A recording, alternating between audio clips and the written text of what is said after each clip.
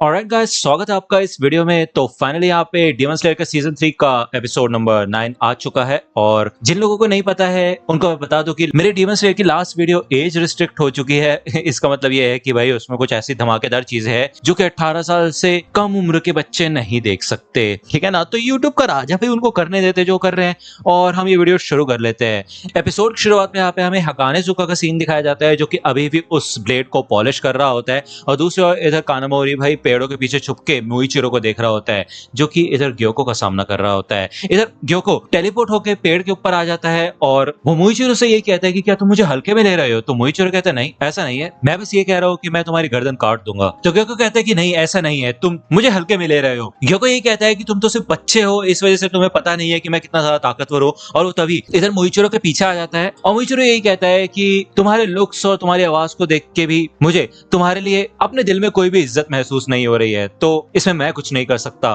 ग्योको ये कहता है कि तुम मेरी खूबसूरती को नहीं समझ सकते क्योंकि तुम्हारे खुद के हाथ पैर इतने छोटे हैं, यहाँ तक कि तुम्हारी ब्लेड भी इतनी छोटी है। मुइचिरो कहता है यही ब्लेड अभी तुम्हारी गर्दन काटने वाली थी, क्यों है ना, और मेरे ख्याल से तुम अपने खुद के हाथ पैरों की बात कर रहे हो जो कितने छोटे हैं। तो ग्योको कहता है कि क्या है यार, तुम कैसी बेकार की बेइज्जती कर रहे हो, इससे तो कोई फर्क भी नहीं पड़ रहा, मुझे लगता है जीतने के लिए काफी उत्सुक हो तुम। मुइचिरो कहता है कि तुम अपने वास को तो देखो, कितना अनसिमेट्रिकल है, कितनी घटिया तरीके से बनाया गया है इसको, एकदम बेकार। जिसे सुन के यहाँ पे भाई ग्योको काफी ज्यादा गुस्सा हो जाता है क्योंकि उसे ऐसा लग रहा होता है कि उसकी सारी की सारी चीजें परफेक्ट है। तभी वो यहाँ पे अपने हाथों में 10 वास लेके आ जाता है और अपने blood demon art 10,000 gliding slime fish attack का इस्तेमाल करता है, जिससे कि यहाँ पे वो मुइचिरो की और बहुत सारे फिशेस से अटैक करता है। यहाँ पे मुइचिरो इस अटैक से बचने की कोशिश करता है और एक पेड़ के ऊपर आ जाता है, जिसके बाद वो अपने mist breathing 6th form lunar dispersing mist का इस्तेमाल करके भाई सारी की सारी फिशेस को एक ही स्लाइस में काट के रख देता है। जब ग्योको इस अटैक को देखता है तो वो काफी ज्यादा शॉक हो जाता है ये देख के कि यार मुइचिरो अभी भी इतना ज्यादा फुर्तीला कैसे है,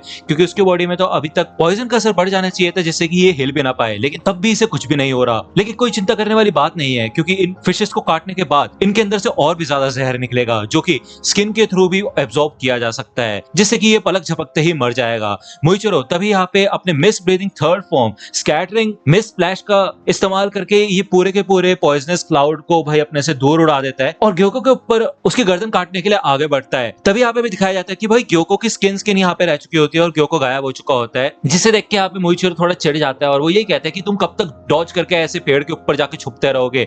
तो ग्योको यहाँ पे हंसता है और वो कहता है कि आखिरकार मेरे को अपने असली रूप में आना ही पड़ा। इस दुनिया में सिर्फ तुम तीसरे इंसान हो जिसने मेरा असली रूप देखा है और उसके बाद कोई भी जिंदा नहीं बचता जब मैं सीरियस हो जाता हूँ। तो मुइचिरो कहता है अच्छा ऐसी बात है क्या। ग्योको बताता है कि ये जो मेरे नए ट्रांसपेरेंट स्केल्स है ये डायमंड से भी ज्यादा मजबूत है और मैं अपनी इस फॉर्म को वास के अंदर काफी समय से रिफाइन कर रहा था, तो चलो फिर मेरे आगे झुको। तो यहाँ पे हमें दिखाया जाता है कि ग्योको एक सांप तो नहीं बोलूंगा लेकिन ह्यूमनॉइड मरमेड जैसा बन चुका होता है वो, ठीक है ना। लेकिन मुइचिरो यहाँ पे भाई बस उसको देखता रहता है, जिससे यहाँ पे ग्योको को गुस्सा आता है और वो कहता है तुम कुछ बोल क्यों नहीं रहे। तो मुइचिरो कहता है कि क्योंकि तुमने ही थोड़ी देर पहले मेरे को चुप होने के लिए कहा था। वो कहता है कि मेरे को तुम्हारे इस ट्रांसफॉर्मेशन से कोई फर्क नहीं पड़ा। जिसके बाद यहाँ पे ग्योको कंटिन्यूअसली मुइचिरो के ऊपर अटैक करने लग जाता है, उसको पंच मारने की कोशिश करता है, लेकिन भाई मुइचिरो से बचा के भाई पेड़ के ऊपर आ जाता है। और ग्योको कहता है कि अभी तो तुम मुझे कह रहे थे कि पेड़ के ऊपर छुप के मत जाओ, अब खुद क्यों चले गए। मुइचिरो कहता है कि मैं सिर्फ यहाँ पे इसलिए आया हूँ क्योंकि मेरे को मछलियों की स्मेल बिल्कुल पसंद नहीं है। तो मुइचिरो देखता है कि उसकी यूनिफॉर्म का कुछ हिस्सा इधर मछलियों में बदल चुका होता है। ग्योको बताता है कि मैं जिस भी चीज को छूऊंगा वो मछली बन जाएगी। कितनी कमाल की बात है, क्यों है ना। मैं अपनी इस नई बॉडी की फ्लेक्सिबिलिटी से किसी भी डायरेक्शन में जा सकता हूँ और कहीं से भी तुम्हारे ऊपर अटैक कर सकता हूँ। मुइचिरो यहाँ पे बिल्कुल शांति से उसको देख रहा होता है और ग्योको कहता है क्या हुआ, तुम डरने लग गए, क्यों है ना। तो मुइचिरो यहाँ पे भाई हंसने लग जाता है और वो कहता है कि कितने भी ताकतवर अटैक कर लो तुम, लेकिन उनका कोई फायदा नहीं जब तुम सामने वाले को नुकसान ही ना पहुंचा पाओ। वो याद करता है कि जब उसने युइचिरो का हाथ पकड़ा था तो इन दोनों की बॉडी पे कीड़े रेंगना शुरू हो चुके थे। जब उस दिन मुइचिरो मरने की कगार पे था तो उसने एक बार को अपनी आंखें भी बंद कर ली थी, लेकिन तभी उसको अमाने की आवाज सुनाई दी थी। तो बेसिकली यहाँ पे अमाने सही टाइम पे अपनी बेटियों के साथ आ चुकी होती है इन दोनों भाइयों को बचाने के लिए। वो देखते हैं कि इधर मुइचिरो ठीक से सांस भी नहीं ले पा रहा होता है। तभी उनकी दूसरी बेटी बताती है कि युइचिरो की हालत बहुत ज्यादा खराब है और अब वो अपनी आखिरी सांस ले रहा है। तो अमाने कहती है कि ठीक है, फिर दूसरे भाई को बिल्कुल भी मरने मत देना, उसको जल्दी से ट्रीट करो। जब वो यहाँ पे इन दोनों के हाथों को अलग करने की कोशिश करती है तो वो देखती है कि मोइचिरो ने काफी जोर से योइचिरो का हाथ पकड़ रखा होता है, भले वो मरने की कगार पे है फिर भी। मोइचिरो यही कहता है कि अगर उस दिन अमाने नहीं आई होती तो शायद वो मर चुका होता। जब वो थोड़ा बहुत रिकवर होना शुरू हो जाता है तो वो यहाँ पे डीमन स्लेयर के हेडक्वार्टर्स में ट्रेनिंग करना शुरू कर देता है, इतनी ज्यादा बारिश के बावजूद भी। निचिका यही कहती है कि अभी आप पूरी तरह से ठीक नहीं हुए हैं तो प्लीज आपको आराम करना चाहिए, लेकिन अमाने अपनी बेटी को रोक देती है क्योंकि इतना थका होने के बावजूद भी मोइचिरो पीछे नहीं हटता और वो नॉन स्टॉप ट्रेनिंग करता रहता है। वो याद करता है कि भले ही उसकी मेमोरीज जा चुकी थी लेकिन उस दिन के बाद से उसके बॉडी के अंदर काफी ज्यादा गुस्सा था जो कि शायद मरते दम तक उसके साथ रहेगा। वो इतनी ज्यादा ट्रेनिंग किया करता था कि उसको खून की उल्टियां हो जाया करती थी, लेकिन तब भी वो रुकता नहीं था। वो यहाँ पे पेड़ से नीचे कूदता है और ग्योको के सामने आता है क्योंकि उसके अंदर गुस्सा बन रहा होता है फिर से कि वो इस दुनिया में से सारे डीमंस को खत्म करके रख देगा। इधर ग्योको अपने blood demon art killer fish scales का इस्तेमाल करके मोइचिरो के आसपास आने लग जाता है, उसके ऊपर अटैक करने की कोशिश करता है और वो काफी ज्यादा फुर्तीला हो चुका होता है। वो इतना ज्यादा फुर्तीला होता है कि मोइचिरो उसके ऊपर क्लीन हिट भी नहीं कर पाता और ग्योको ये कहता है क्यों अब मजा आ रहा है? मेरे को काफी मजा आता है जब मैं नेचर के लॉज को तोड़ता हूँ, तो देखना अब मैं तुम्हें जल्द ही मार दूंगा और तुम्हारे सर की जगह एक मछली का सर लगा दूंगा जो कि काफी अच्छा खासा आर्ट वर्क बनेगा। जब ग्योको यहाँ पे मोइचिरो के पास आता है तो मोइचिरो इधर अपने mist breathing seventh form obscuring clouds का इस्तेमाल करता है। फाइनली जब यहाँ पे ग्योको मोइचिरो के मुंह पे मुक्का मारने वाला होता है तो वो दिखता है कि इधर मोइचिरो धुंध में बदल जाता है। मोइचिरो उसके पीछे आ जाता है और ग्योको छूटते साथ फिर से अटैक करते लेकिन फिर से मिस कर देता है। यहाँ पे 2-3 बार ऐसे अटैक्स को मिस करने के बाद ग्योको कंफ्यूज होने लग जाता है। वो देखता है कि यहाँ पे थोड़ी देर के लिए मोइचिरो दिखता है, फिर वो धुंध में गायब होने लग जाता है। यहाँ पे आसपास काफी ज्यादा धुंध हो चुकी होती है जिस वजह से यहाँ पे ग्योको एक भी बार मोइचिरो के ऊपर अटैक नहीं कर पाता है। मोइचिरो कहता है कि तुम्हें क्या लग रहा था कि सिर्फ इतनी देर से तुम ही नॉन सीरियसली लड़ रहे थे? तो यहाँ पे अब हमें बेसिकली दिखाया जाता है कि मोइचिरो अब जाके सीरियस हुआ होता है इस लड़ाई के अंदर और वो छूटते साथ ही इधर भाई अपनी ब्लेड से ग्योको के गर्दन पे अटैक कर देता है जिससे कि उसका सर धड़ से अलग हो जाता है। ग्योको का सर कट के नीचे गिरता है और उसको सब कुछ उल्टा दिखाई दे रहा होता है और उसको कुछ महसूस भी नहीं हो रहा होता। जब वो इधर मोइचिरो को देखता है तो वो यही सोचता है कि अब उसको जल्द से जल्द इसको मार के मुजान को रिपोर्ट करना होगा, लेकिन जब उसका सर इधर जमीन से टच होता है तब उसको रियलाइज होता है कि भाई उसका सर तो धड़ से अलग हो चुका होता है। उसे यहाँ पे यकीन नहीं होता कि वो हार कैसे सकता है एक छोटे से बच्चे से, वो भी ऐसा कैसे हो सकता है। मोइचिरो यहाँ पे ग्योको के सर की ओर बढ़ता है और ग्योको इधर बस अपना रोना कर रहा होता है कि ऐसा कैसे हो सकता है, वो हार कैसे सकता है, उसका सर कैसे काटा जा सकता है। तो मोइचिरो यही कहता है कि अलविदा, फिर से जिंदा मत होना। ग्योको यहाँ पे अपनी बॉडी को फिर से रीजनरेट करने की कोशिश करता है। वो यही कहता है कि मैं किसी इंसान से नहीं हार सकता और वो मोइचिरो को भी इंसल्ट करने की कोशिश करता है, लेकिन उसकी इस बकवास को सुन के भाई मोइचिरो को काफी गुस्सा आता है और वो यहाँ पे उसके सर के काफी छोटे छोटे पीसेस कर देता है, उसको काट के रख देता है पूरी तरह और वो यही कहता है कि अब नर्क में जाओ। मोइचिरो याद करता है कि कगाया ने उसे बताया था कि जिस हिसाब से तुम दुनिया को देखते हो दुनिया वैसी नहीं है। तुम एक बार जब अपने असली फॉर्म में आओगे जिसको कभी भी कोई हिला नहीं सकता तो तुम सबसे ज्यादा ताकतवर बन जाओगे। जब यहाँ पे ग्योको के पीसेस गायब होना शुरू हो जाते हैं तो उसको रियलाइज होता है कि उसके लीडर ने ये जो बात कही थी वो बिल्कुल सच थी। तो यहाँ पे ग्योको गायब होने लग जाता है, इसका मतलब ये है कि अब वो फाइनली मर चुका है। मुझे ऐसा लगता है कि यार काफी जल्दी खेल खत्म हो गया है, क्यों है ना। कानामोरी इधर मोइचिरो के पास आता है और उससे पूछता है कि क्या तुम ठीक हो, तुमने मेरी जान बचाई उसके लिए शुक्रिया। मोइचिरो कहता है कि मैं ठीक हूँ लेकिन अब मेरे को आगे बढ़ना होगा और तांजीरो की मदद करने के लिए जाना होगा। कानामोरी कहता है ये तुम क्या कह रहे हो यार, तुम्हारा चेहरा पीला पड़ चुका है, क्या तुम ठीक हो? तो मोइचिरो कहता है कि हाँ मैं ठीक हूँ, लेकिन वो यहाँ पे पूरी तरह से कांप रहा होता है, उसको सांस लेने में भी काफी डिफिकल्टी हो रही होती है और कानामोरी को यहाँ पे काफी ज्यादा चिंता होने लग जाती है। मोइचिरो कहता है कि तुम कोतेत्सु को देखो, उसको काफी गहरी चोट लगी थी। यहाँ पे उसके खुद के मुंह से झाग निकलने लग जाता है जिसके बाद वो यहाँ पे जमीन पे गिर जाता है। कानामोरी काफी ज्यादा डर जाता है ये देख के और उसको चिंता होने लग जाती है कि कहीं मोइचिरो मर ना जाए या फिर उसको कुछ हो ना जाए। तो वो इधर हगानेजुका से कहता है कि हे मेरी मदद करो, जल्दी इधर आओ, लेकिन हगानेजुका तो भाई अपने में लगा होता है पॉलिश करने में, वो इग्नोर कर देता है। कानामोरी कहता है कि भाई ये बंदा तो तब भी नहीं हिला था जब ग्योको मेरे को मारने की धमकी दे रहा था, तो इससे तो कोई उम्मीद नहीं है मुझे। यहाँ पे वो मोइचिरो की मदद करना चाहता होता है लेकिन उसके मुंह से यहाँ पे झाग को देख के वो काफी ज्यादा डर जाता है। तभी कोतेत्सु इधर आता है और वो कहता है कि इसको तुम साइड में मुंह करके लेटा दो, जिसे देख के यहाँ पे कानामोरी काफी ज्यादा शॉक हो जाता है और वो कहता है तुम कोतेत्सु के भूत हो, क्यों है ना, यहाँ क्या कर रहे हो तुम?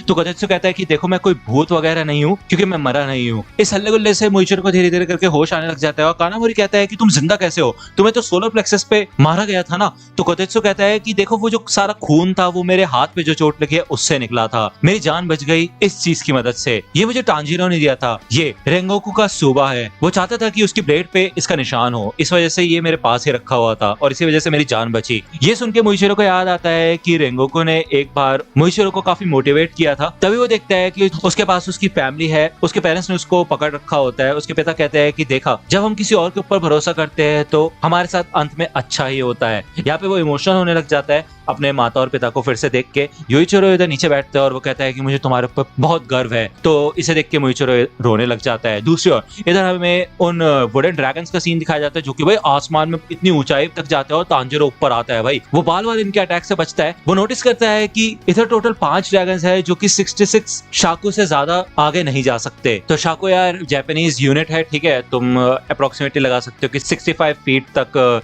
ये ड्रैगन्स पहुंच सकते हैं, जो कि काफी अच्छा खासा डिस्टेंस है। ठीक है, यहाँ पे तांजिरो अपने Hinokami Kagura clear blue sky का इस्तेमाल करके इन ड्रैगन्स के ऊपर अटैक करने की कोशिश करता है, लेकिन तभी यहाँ पे ये डीमन अपना एक ड्रम बजा देता है, जिसके बाद इनमें से एक ड्रैगन योरोगी की सोनिक वेव का इस्तेमाल करके भाई तांजिरो को दूर उड़ा देता है। तांजिरो इधर पेड़ पे जाकर टुकता है। नेजुको इधर दिखती है कि तांजिरो को उसकी मदद की जरूरत है, लेकिन यहाँ पे 2 ड्रैगन से वो ऑलरेडी निपट रही होती है। दूसरा ड्रैगन इधर गेनिया के ऊपर अटैक करने के लिए आगे बढ़ता है। गेनिया इधर अपने शॉटगन से इस ड्रैगन के मुंह के ऊपर अटैक करने की कोशिश करता है, लेकिन भाई इससे इस ड्रैगन को कोई फर्क नहीं पड़ा होता और ये बहुत जल्दी हील भी हो जाता है, जिसे देख के यहाँ पे को काफी गुस्सा आता है और वो अपने हाथों से इधर उस ड्रैगन के मुंह को तोड़ देता है। इधर तांजिरो को उल्टी आती है और उसे रियलाइज होता है कि इस चीख के बाद उसके कान भी फट चुके होते हैं। भाई उसको काफी धुंधला दिखाई दे रहा होता है और उसके अंदर खड़े होने की भी हिम्मत नहीं होती है।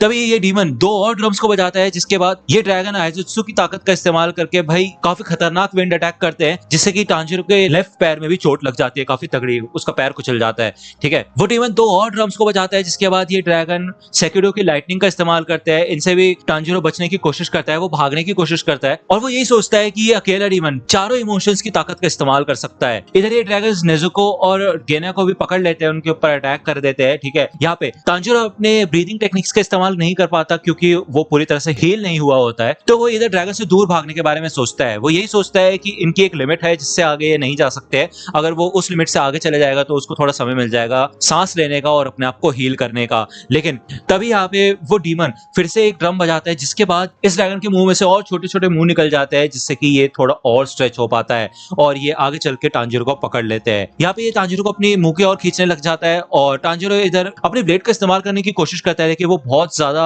कमजोर हो चुका होता है, वो अटैक भी नहीं कर पाता, जिसके बाद ये ड्रैगन तांजिरो को निगल लेता है। नेजुको और गेनिया ये देख के काफी ज्यादा शॉक हो जाते हैं, लेकिन वो भी कुछ नहीं कर पाते। इधर ड्रैगन के गले में तांजिरो सारी की सारी होप हार चुका होता है, क्योंकि धीरे धीरे करके ये ड्रैगन उसको अपने अंदर से कुचलना शुरू कर देता है और वो डीमन कहता है कि लगता है अब तुम्हारा अंत आ चुका है। तभी यहाँ पे एकदम से मित्सुरी आती है हवा में उड़ती हुई और इस ड्रैगन की पूरी गर्दन को वो काट कर रख देती है छोटे छोटे पीसेस में और तांजिरो को बचा लेती है। जब ये ड्रैगन के पीसेस नीचे गिरना शुरू होते हैं तो ये डीमन समझ जाता है कि अब उसकी नई ओपोनेंट एक हाशिरा है। इधर मित्सुरी ने तांजिरो को अपने पीठ पे बिठा रखा होता है। मित्सुरी कहती है कि क्या तुम ठीक हो, मुझे माफ करना, मैं काफी लेट हो गई। ये लोग यहाँ पे जमीन पे आ जाते हैं और मित्सुरी इधर तांजिरो के कंधे पे हाथ रखती है और कहती है कि चलो फिर अब तुम आराम कर सकते हो, चिंता करने वाली कोई बात नहीं है। लेकिन भाई तांजिरो को यहाँ पे कुछ सुनाई नहीं दे रहा होता क्योंकि उसके कान तो फट चुके होते हैं। भाई यहाँ पे मित्सुरी अपनी ब्लेड निकालती है और वो कहती है अब मैं नेजुको और गेनिया को बचाऊंगी, अब सब कुछ मेरे ऊपर छोड़ दो। तांजिरो यहाँ पे मित्सुरी को रोकने की कोशिश करता है और वो यही कहता है कि वो एक अपर रैंक है, संभल के। तभी 3 ड्रैगन इधर लव हाशिरा के ऊपर हमला करने की कोशिश करते हैं, तो इनमें से सबसे आगे वाले ड्रैगन का मुंह मित्सुरी अपनी ब्लेड से पकड़ती है और भाई उसकी मदद से वो बाकी 2 ड्रैगन्स की भी बैंड बजा देती है और आगे बढ़ती है इस डीमन की ओर। तो ये एपिसोड यहीं पे खत्म होता है और इस एपिसोड से हमें क्या पता चलता है?